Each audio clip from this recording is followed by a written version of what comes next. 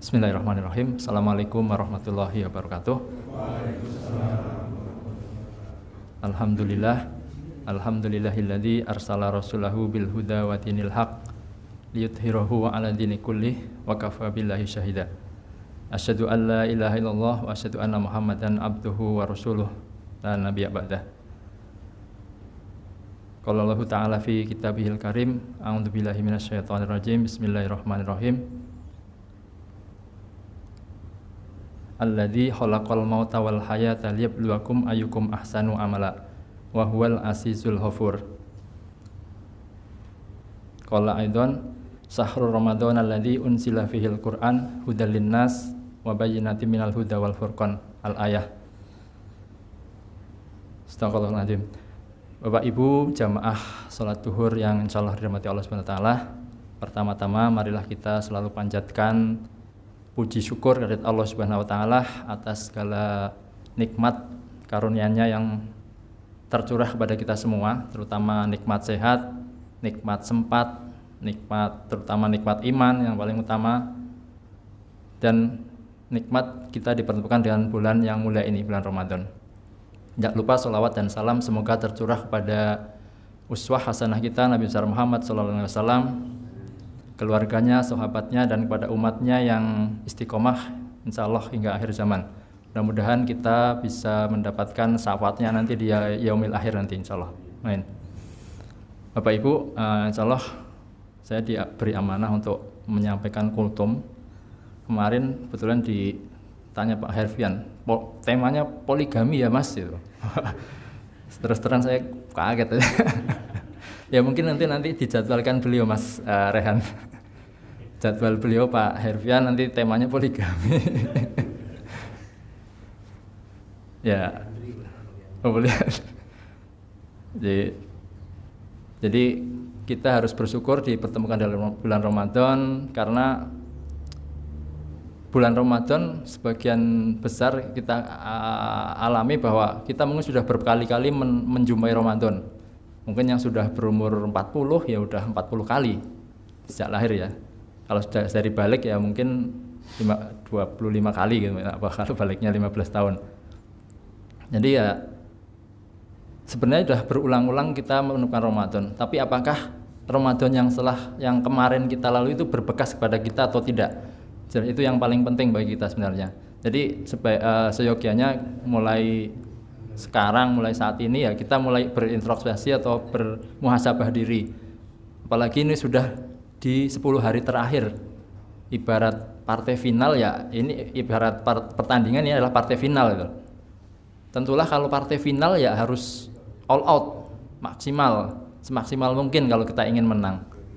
Tentulah mensikapi Ramadan di akhir ini ya tentulah salah satunya dengan menambah amalan ibadah kita. Amalan ibadah di bulan Ramadan yang utama kan tentulah saum Ramadan, itu pasti. Tapi ada 3 amalan juga yang seharusnya kita tingkatkan di pada bulan Ramadan ini. Yang pertama tentulah tilawatil Quran, karena bulan Ramadan adalah syahrul Quran, bulan di mana diturunkannya Al-Quran. Kemudian yang kedua adalah qiyamul lail. Tentulah sholat tarawih kita tidak boleh atau tidak sampai kita lewatkan, karena memang hanya di bulan Ramadan ini kita bisa melakukan sholat tarawih. Kemudian yang ketiga juga bersodakoh.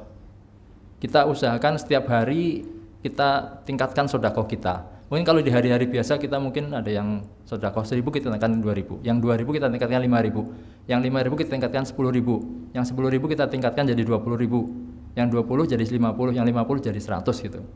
Kalau yang 100 nggak tahu atasnya ada nominal lebih tinggi nggak ada. Ya mungkin kelipatannya gitu. Jadi di bulan yang mulia ini tentulah kita jangan sampai menyia-nyiakan waktu yang kita jalani ya. Karena belum tentu Ramadan tahun depan kita berjumpa lagi, karena kita nggak tahu kan. Karena sebagaimana kita ketahui bahwa umur adalah rahasia Allah. Tentulah setiap momen yang kita pertemukan dengan hal-hal yang baik seperti ini ya kita manfaatkan betul untuk menambah bekal kita nanti di kehidupan setelah kematian kita. Tadi bahwa Ramadan adalah bulan Quran, bulan yang paling mulia dibanding 11 bulan yang lain. Kemuliaan bulan tersebut karena adanya Al-Quran ini. Demikian juga setiap hal yang bersinggungan dengan Al-Quran akan menjadi mulia. Pemimpin malaikat yang menurunkan wahyu, malaikat Jibril, dia paling memulia sebagai pemimpin malaikat. Nabi Muhammad yang menerima risalah dari Al-Quran juga sebagai pemimpin para nabi. Demikian juga para hafidz gitu ya. Hafidz Quran adalah tangan-tangan Allah yang ada di muka bumi. Dia juga mulia. Dan kalau misalkan kita mempunyai anak yang kebetulan hafidz, insya Allah nanti di surga akan diberikan mahkota. Jadi suatu kemuliaan bagi orang tuanya yang mendidik anaknya bisa sampai hafidz Quran. Tentulah itu keinginan setiap kita sebagai orang muslim, ada paling tidak ada keturunan kita lah. Misalkan kita tidak punya anak, yang paling enggak cucunya kita, atau kalau cucunya nggak punya, cicitnya. Mudah-mudahan ada gitu ya. Sedikit cerita bahwa saya sebenarnya pengen anak saya masuk pondok gitu, tapi ternyata saya ajak ke Gontor nggak mau setelah. Jadi memang saya tidak ingin memaksa anak saya untuk ke suatu yang nggak suka, ya udahlah mungkin. Tapi paling nanti misalkan anak saya mau nikah, saya paling tidak sebelumnya saya harapkan nanti salah satu anak kamu harus jadi yang paling nggak harus ada yang jadi hafid, atau paling nggak ada yang di pondok gitu. Jadi ya bagaimana usaha kita agar misalkan tadi salah satu keturunan kita, baik dari anak kita atau cucu kita atau cicit kita, ada yang harapannya menjadi penghafal Al-Quran. Tentulah itu adalah salah satu ikhtiar kita untuk mendapatkan kemuliaan dari Al-Quran. Kemudian dari surat Al-Mulk tadi, surat Al-Mulk ayat 2, bahwa alladzi khalaqal mauta wal hayata liyabluwakum ayyukum ahsanu amala, bahwa yang menjadikan mati dan hidup supaya dia menguji kamu, siapa yang di antara kamu yang lebih baik amalnya. Ya memang kita diciptakan Allah mulai dari persaingan ya, dari proses penciptaan manusia sendiri. Bagaimana kita terlahir kan dari persaingan banyak sperma yang membuahi sel telur, satu sel telur. Kalau kita laki-laki ya sperma yang membawa kromosom Y ketemu dengan sel telur yang berkromosom X.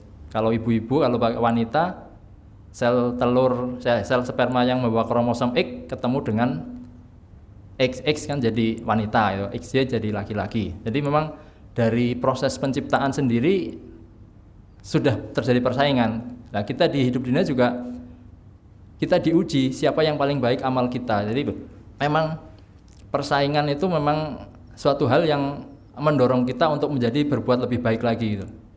Dari kita misalkan sekolah lah, dari SD udah, dulu masih ada ranking ya Pak ya Bu, teman-teman ya.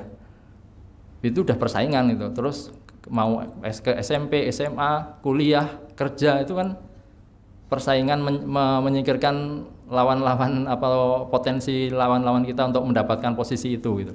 Jadi memang persaingan adalah sunatullah, dan kita dipertemukan Ramadan ini juga kita bersaing Bapak Ibu, kita berfastabiqul khairat untuk berbuat sebanyak mungkin kebaikan di bulan ini. Di akhir Ramadan, di bulan yang mulia ini ada salah satu sunnah yang memang dianjurkan, bahkan tidak pernah ditinggalkan oleh Rasul, yaitu iktikaf. 10 hari terakhir Rasulullah itu selalu iktikaf, mengajak keluarganya, mengajak kerabatnya untuk menghidupkan 10 hari terakhir di bulan Ramadan. Ya mungkin kalau kita belajar iktikaf lah, kalau iktikaf kalau idealnya kan 10 hari full, tidak di masjid, nggak pernah keluar gitu lah. Keluar ya mungkin kalau wudhu atau hajat, buang air kecil ke itu, tapi wudhu lagi masuk ke masjid, nggak pernah meninggal. Tapi kalau ya kita ada kesibukan sebagai pekerja atau yang kuliah, mungkin kalau berniat mau seperti itu ya harus cuti atau nanti kalau sudah pensiun. Tapi paling tidak ada hiroh dari kita atau keinginan kita untuk belajar. Kalau menurut ulama bahwa itikaf itu bisa, ya tadi yang ideal memang 10 hari. Rasulullah bahkan di tahun terakhir beliau sebelum meninggal itu 20 hari. Itu yang paling ideal. Tapi kalau menurut mazhab Hambali ya, menurut mazhab Hambali, kalau nggak Hambali Hanafi ya, itu 1 hari 24 jam antara siang dan malam. Tapi kalau menurut mazhab Syafi'i, asal lebih dari 3 kali bacaan tasbih atau ya rukuk dan sujud itu sudah dianggap itikaf. Jadi ya misalkan kita ya anggaplah yang paling inilah minimal itu, misalkan kita kebanyakan kita kan mazhabnya Syafi'i kalau di Indonesia ya. Jadi cukup dengan lebih dari, setiap kita mau ke masjid itu selain mau sholat fardu, kita niatkan itikaf itu udah termasuk itikaf karena udah pasti melebihi dari 2 kali bacaan tasbih. Jadi dasar hukum dari disunahkan itikaf ini adalah dari hadis yang diriwayatkan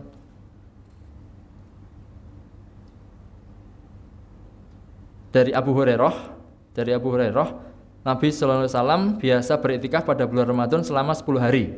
Namun pada tahun wafatnya beliau beriktikaf selama 20 hari.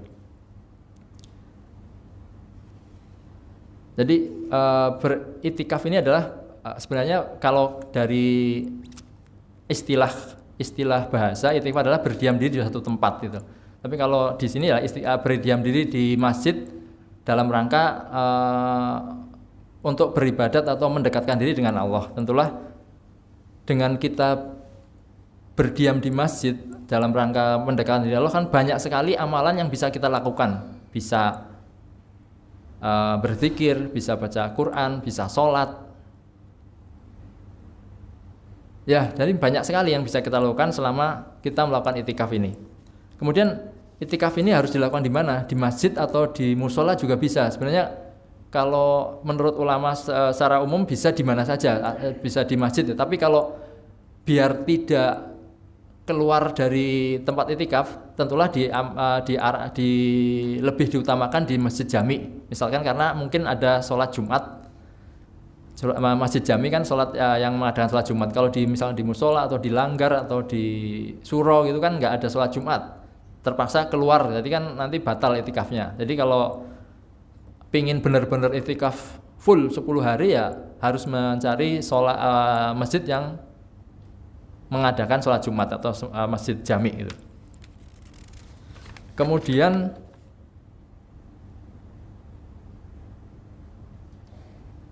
jadi siapa saja yang boleh beritikaf. Jadi tentulah wanita juga boleh beritikaf di sini, bahwa tentulah tadi kan Rasulullah mengajak istri-istrinya dan kerabatnya. Jadi Rasulullah SAW biasa beritikaf pada bulan Ramadan. Apabila selesai dari sholat subuh, beliau masuk ke tempat khusus itikaf beliau. Dia berkata kemudian Aisyah radhiyallahu anha minta izin untuk bisa beritikaf bersama beliau. Beliau mengizinkannya. Jadi wanita juga boleh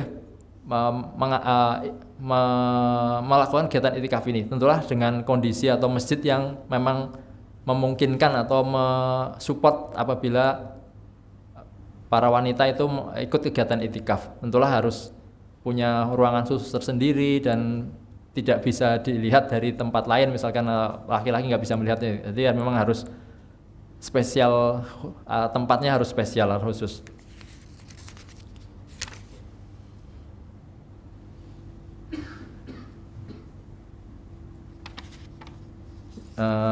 Jadi dengan kita bisa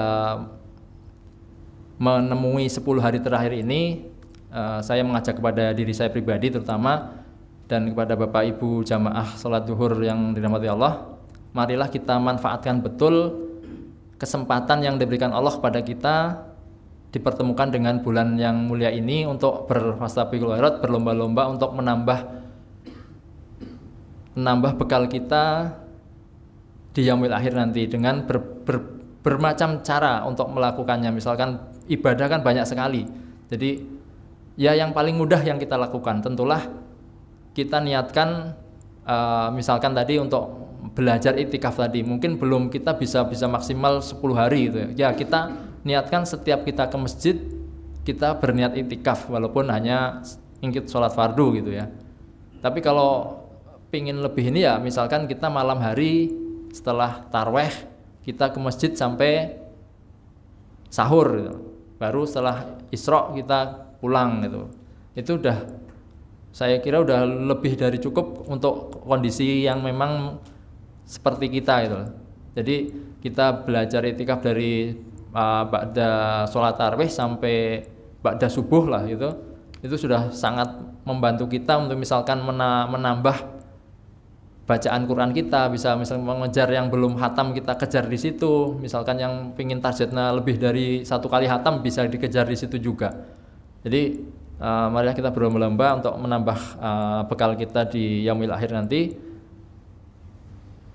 Mudah-mudahan demikian Bapak Ibu sedikit yang dapat saya sampaikan. Mudah-mudahan bermanfaat bagi diri saya pribadi dan bagi bisa menambah semangat bagi kita semua untuk menambah amal ibadah kita di bulan Ramadan kali ini, karena mungkin sangat jadi ini adalah bulan Ramadan terakhir bagi kita karena memang kita tidak tahu batas umur kita sampai kapan. Kurang lebihnya mohon maaf. Aku qouli hadza astaghfirullaha wa lakum. Assalamualaikum warahmatullahi wabarakatuh.